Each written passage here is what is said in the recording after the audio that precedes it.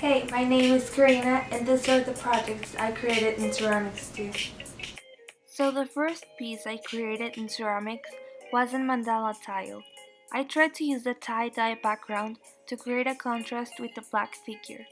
The patterns and lines I used contrast with the peaceful colors in the background. I believe the value and craftsmanship of the sculpture is great. There are no sharp edges and the shape is unique. Using the wheel, I created 4 pieces. This was one of my favorite projects to create because I learned new techniques. The pieces were glazed with different high fire glazes because I wanted to try different high fire options since this was my first time using them. My favorite of these small pieces is the one with the palladium glaze because of its shape. For this artwork, I was inspired by the Stitch movie.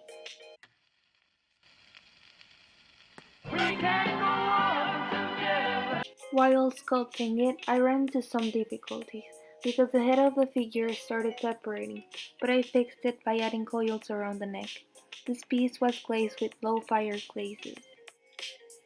This was definitely one of my favorite projects. While creating this, I paid close attention to the symmetry of the face, especially the cheekbone area and the eyes. By using different colors and patterns in the upper side of the face, I tried to show how people's minds are a mixture of both creativity and beauty. I believe the color and shapes of the sculpture give movement and life to the piece. For the mugs, I used similar wood patterns to make them seem like they belong together. To create them, I used slabs and coils. However, when creating this, I noticed that it was necessary to know the exact measurements of each part in order to successfully complete a pair of mugs.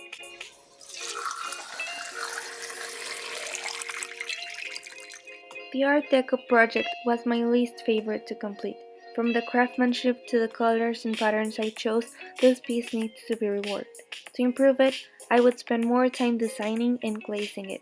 I used low fire glazes for the main piece and high fire glazes for the base. The hyperrealistic project was definitely my favorite piece. From the way it challenged my creativity to the colors I chose for glazing, this is the project that I enjoyed the most and it was probably my most successful. With underglaze, I was able to create shadows and realistic skin tones. The major theme of this piece is that no matter how beautiful and inoffensive something is, it always has a dangerous side. As you can see, the roses and thorns that surround the captivating flower represent the other side of beauty. Nothing is like it seems. My inspiration started from a combination between an image and the creative sculptures of an artist I found online. I would make this piece better by adding more support to the section of the wrist, because even though I created the hand and the wrist together as one piece, somehow it separated in the process of being fired.